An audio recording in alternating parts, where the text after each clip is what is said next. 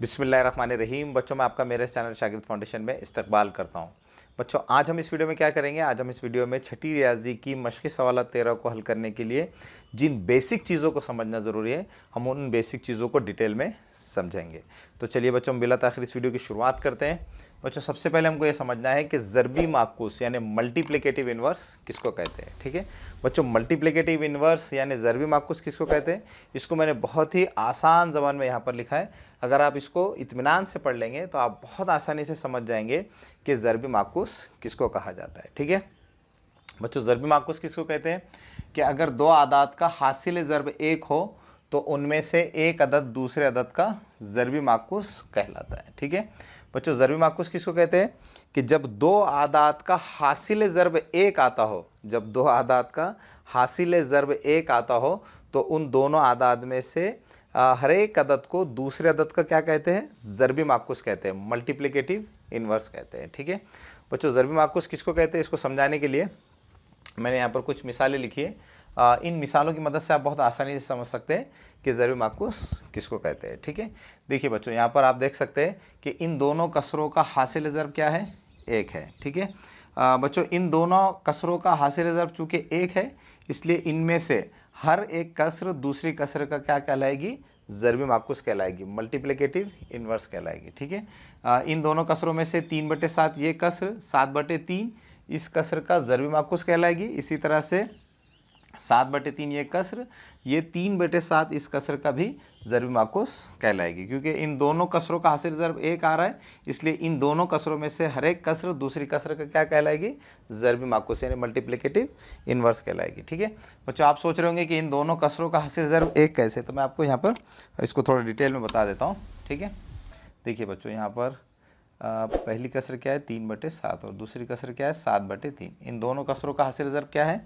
एक है। ठीक है, देखिए हम यहाँ पर देखेंगे कि इन दोनों कसरों का हासिल ज़रब एक कैसे आता है। ठीक है बच्चों, देखिए यहाँ पर आप देख सकते हैं कि हम यहाँ 3 और ये 3 दोनों को कैंसिल कर सकते हैं। इसी तरह से 7 को और 7 को भी कैंसिल कर सकते हैं। ठीक है, ये 3 एकन 3, ये 3 एकन 3, यहाँ 7 एकन 7 और यहाँ पर ये 7 एकन 7। ठीक है, अब बच्चों ऊपर क्या बचा? एक ज़रब एक, एक ज़रब एक, और नीचे क्या बचा? एक ज़रब एक। ठीक है बच्चों, एक ज़रब एक का क्या मतलब होता है? एक एकन एक होते हैं, तो यहाँ पर शुमार कुनिंदा में एक आ जाएगा। इसी तरह से बच्चों नसब नुमा में क्या है? नसब नुमा में भी है एक ज़रब एक, एक ज़रब एक यानी एक। ठीक है, तो इस तरह से नसब नुमा में भी क्या आ जाएगा? एक आ जाएगा। अब बच्चों 1/1 का क्या मतलब होता है? 1/1 का मतलब है एक को तकसीम करना है एक से, एक को एक से तकसीम करेंगे तो क्या जवाब आएगा? एक ही जवाब आएगा। ठीक है, तो इस तरह से बच्चों यहाँ पर आप देख सकते हैं कि 3/7 और 7/3 का हासिल ज़रब क्या आ रहा है? एक आ रहा है। ठीक है, इसी तरह से बच्चों दूसरी मिसाल में आप यहाँ देख सकते हैं कि इन दोनों कसरों का हासिल ज़रब एक है, इसलिए 3/5 ये कसर 5/3 का ज़रबी माकूस कहलाएगी, और 5/3 ये कसर 3/5 इस कसर का ज़रबी माकूस यानी मल्टीप्लिकेटिव इन्वर्स कहलाएगी। ठीक है, इसी तरह से बच्चों तीसरी मिसाल में भी इन दोनों कसरों का हासिल ज़रब एक है, इसलिए पहली कसर यानी 9/13 ये कसर 13/9 इस कसर का ज़रबी माकूस कहलाएगी। इसी तरह से 13/9 ये 9/13 इस कसर का ज़रबी माकूस कहलाएगी। ठीक है, तो इस तरह से बच्चों जब भी दो आदात का हासिल ज़रब एक होता है तो उनमें से हर एक अदद दूसरे अदद का क्या कहलाता है? ज़रबी माकूस कहलाता है, मल्टीप्लिकेटिव इन्वर्स कहलाता है। तो बच्चों ये होता है ज़रबी माकूस यानी मल्टीप्लिकेटिव इन्वर्स। बच्चों मुझे पूरी उम्मीद है कि आपको ज़रबी माकूस किसको कहते हैं ये अच्छी तरह समझ में आ गया होगा। अब बच्चों मैं आपको ज़रबी माकूस के बारे में एक और अहम बात बता देता हूँ ताकि आप आसानी से मशक़ी सवालात 13 को हल कर सके। ठीक है बच्चों, ज़रबी माकूस जब भी हमको किसी भी कसर का ज़रबी माकूस मालूम करना होता है, मल्टीप्लिकेटिव इन्वर्स मालूम करना होता है, तो उस कसर के शुमार कुनिंदा और नसब नुमा को अदल बदल कर दिया जाता है। जैसे अगर मुझे 3/7 इस कसर का मल्टीप्लिकेटिव इन्वर्स मालूम करना है तो मुझे क्या करना होगा? इस कसर के शुमार कुनिंदा और नसब नुमा को अदल बदल कर देना होगा। जैसे इस कसर का शुमार कुनिंदा 3 है और नसब नुमा 7 है, तो इसके ज़रबी माकूस में नसब नुमा ये शुमार कुनिंदा में चले जाएगा और शुमार कुनिंदा ये नसब नुमा में चले जाएगा। तो जब भी किसी भी कसर का ज़रबी माकूस मालूम करना होता है तो उसके शुमार कुनिंदा और नसब नुमा को अदल बदल कर दिया जाता है। जैसे यहाँ पर भी आप देख सकते हैं कि इस कसर का 3/5 इस कसर का जो ज़रबी माकूस है वो क्या है? 5/3 है। तो इस कसर के ज़रबी माकूस को मालूम करने के लिए हमको क्या करना होगा, इस कसर के शुमार कुनिंदा और नसब नुमा को अदल बदल कर देना होगा। जैसे इस कसर का शुमार कुनिंदा यहाँ पर क्या है, 3 है, तो इसके ज़रबी माकूस का नसब नुमा क्या बन गया है, 3 बन गया है। इसी तरह से इस कसर का नसब नुमा क्या है, 5 है, तो इस कसर के ज़रबी माकूस का शुमार कुनिंदा क्या बन गया है, 5 बन गया है। ठीक है, तो जब भी किसी भी कसर का ज़रबी माकूस मालूम करना होता है तो उसके शुमार कुनिंदा और नसब नुमा को अदल बदल कर दिया जाता है। तो इस तरह से हम क्या कर सकते हैं, किसी भी कसर के ज़रबी माकूस को मालूम करने के लिए उस कसर के शुमार कुनिंदा और नसब नुमा को अदल बदल करके उस कसर का ज़रबी माकूस यानी मल्टीप्लिकेटिव इन्वर्स मालूम कर सकते हैं। तो इस तरह बच्चों हमने ज़रबी माकूस को डिटेल में समझ लिया है।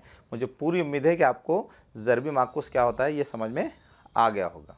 तो चलिए बच्चों, हमको ये समझना है कि कसरों की तकसीम किस तरह से की जाती है। ठीक है बच्चों, मुकम्मल आदाद की तकसीम से तो आप पहले से वाकिफ़ हैं। मिसाल के तौर पर अगर मुझे 12 को तकसीम करना है, 12 को तकसीम करना है 3 से। ठीक है बच्चों, 12 को 3 से तकसीम करेंगे तो क्या जवाब आएगा, 12 को 3 से तकसीम करने पर जवाब आएगा 4। 3 चौक 12 होते हैं, इसलिए इस तकसीम का जवाब क्या आएगा, 4 आएगा। ठीक है, अब बच्चों हम ये देखेंगे कि अगर हम 12 को 3 से तकसीम करने के बजाय अगर हम 12 को 3 के ज़रबी माकूस से यानी मल्टीप्लिकेटिव इन्वर्स से ज़रब कर देते हैं तो क्या होता है। ठीक है, देखिए हमको क्या चेक करना है, हमको ये चेक करना है कि अगर हम 12 को 3 से तकसीम करने के बजाय 12 को 3 के ज़रबी माकूस से, 3 का ज़रबी माकूस क्या होगा बच्चों, 3 का ज़रबी माकूस होगा 1/3। आप जानते हैं कि किसी भी अदद के ज़रबी माकूस में शुमार कुनिंदा और नसब नुमा क्या हो जाते हैं, अदल बदल हो जाते हैं। यहाँ पर क्या है, 3 है। ठीक है, तो थोड़ी देर के लिए आप फ़र्ज़ कीजिए कि यहाँ पर 3 के नसब नुमा में क्या है, 1 है। ठीक है, तो 3/1 का अगर हम ज़रबी माकूस मालूम करेंगे तो क्या होगा, 1/3 हो जाएगा, यानी शुमार कुनिंदा और नसब नुमा अदल बदल हो जाएंगे। ठीक है, तो हम यहाँ पर क्या कर रहे हैं, 12 को 3 से तकसीम करने के बजाय हम 12 को 3 के यानी 3/1 के ज़रबी माकूस से ज़रब कर रहे हैं, यानी 1/3 से ज़रब कर रहे हैं। ठीक है, तो बच्चों 12 को अगर हम 1/3 से ज़रब करेंगे तो क्या आएगा, कसरों की ज़रब से तो आप पहले से वाकिफ़ हैं।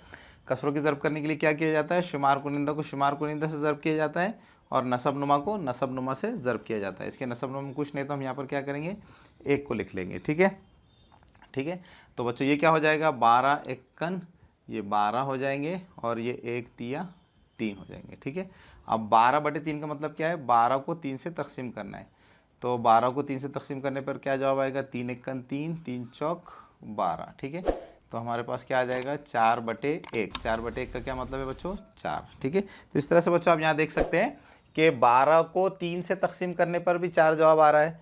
इसी तरह से 12 को 3 से तकसीम करने के बजाय 3 के ज़रबी माकूस से ज़रब करने पर भी क्या जवाब आ रहा है, 4 जवाब आ रहा है। तो इसका मतलब क्या हुआ बच्चों, इसका मतलब ये हुआ कि 12 को 3 से तकसीम करने के लिए हम क्या कर सकते हैं, 12 को 3 के ज़रबी माकूस से ज़रब भी कर सकते हैं, यानी यहाँ पर हम तकसीम का अमल करने के लिए ज़रबी माकूस से ज़रब भी करके हम तकसीम का जवाब मालूम कर सकते हैं। ठीक है बच्चों, आप सोच रहे होंगे कि 12 को 3 से तकसीम करने के बजाय, 12 को 3 से सीधे सीधे तकसीम करने के बजाय आप ये जो है तो 12 को 3 के ज़रबी माकूस से ज़रब करके इस प्रॉब्लम को ऐसे कॉम्प्लिकेटेड क्यों बना रहे हैं।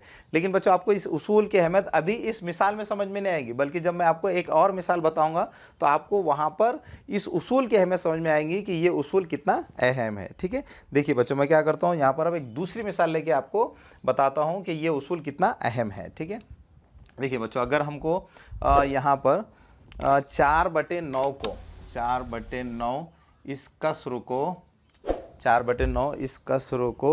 5/7 इस कसर से अगर तकसीम करना हो तो यहाँ पर बच्चों आप सोच में पड़ जाएंगे कि 4/9 को हम 5/7 से तकसीम किस तरह से कर सकते हैं। आप मुकम्मल आदत की तकसीम तो बहुत आसानी से कर सकते हैं, लेकिन कसरों की तकसीम करना थोड़ा कॉम्प्लिकेटेड होता है। ठीक है, तो बच्चों यहाँ पर हमने ये जो उसूल सीखा है कि हम क्या कर सकते हैं, किसी भी अदद को दूसरे अदद से तकसीम करने के लिए हम क्या कर सकते हैं, पहले अदद को दूसरे अदद के ज़रबी माकूस से ज़रब करके भी तकसीम का जवाब हम मालूम कर सकते हैं। तो बच्चों यहाँ पर आपको उस उसूल की अहमियत समझ में आएगी, क्योंकि यहाँ पर 4/9 को 5/7 से तकसीम करना है। 4/9 को 5/7 से तकसीम करना थोड़ा कॉम्प्लिकेटेड होगा, ठीक है। इसलिए बच्चों हम क्या करेंगे, इस उसूल को इस्तेमाल करके यहाँ पर इन कसरों की तकसीम करेंगे, ठीक है। बच्चों हमको यहाँ पर क्या करना है, 4/9 को 5/7 से तकसीम करना है। तो हम तकसीम के लिए क्या कर सकते हैं, तकसीम करने के लिए हम पहली कसर को दूसरी कसर के ज़रबी माकूस से ज़रब करके भी इस तकसीम का जवाब मालूम कर सकते हैं, ठीक है। तो यहाँ पर ये तकसीम करने के लिए हम क्या करेंगे, पहली कसर को तो जैसे कि वैसे लिखेंगे और हम क्या करेंगे, पहली कसर को दूसरे कसर के ज़रबी माकूस से 5/7 के ज़रबी माकूस से, 5/7 का ज़रबी माकूस क्या होगा, 7/5। तो हम क्या करेंगे, 4/9 को 5/7 से तकसीम करने के लिए 4/9 को 5/7 के ज़रबी माकूस से यानी 7/5 से ज़रब कर देंगे, ठीक है। तो इस तरह से हम क्या कर सकते हैं, तकसीम की मिसाल को ज़रब की मिसाल में कन्वर्ट करके आसानी से ये तकसीम के अमल को कर सकते हैं, ठीक है। बच्चों आपको इस मिसाल में ये जो उसूल मैंने आपको बताया है, इस उसूल की अहमियत आपको समझ में आ रही होगी, ठीक है। देखिए बच्चों, आप कसरों की ज़रब तो आप पहले से ही जानते हैं। कसरों की ज़रब करने के लिए क्या किया जाता है, शुमार कुनिंदा को शुमार कुनिंदा से ज़रब किया जाता है और नसब नुमा को नसब नुमा से ज़रब किया जाता है, ठीक है। तो यहाँ पर हम 4 को 7 से ज़रब कर देंगे और नीचे 9 और 5 को ज़रब कर देंगे, ठीक है। तो इस तरह से हमारा फाइनल आंसर क्या होगा, ये 4 सत्ते 28 हो जाएंगे और ये 9 पंजे 45 हो जाएंगे, ठीक है। तो इस तरह से बच्चों 4/9 को 5/7 से तकसीम करने पर क्या जवाब आएगा, 28/45, ठीक है।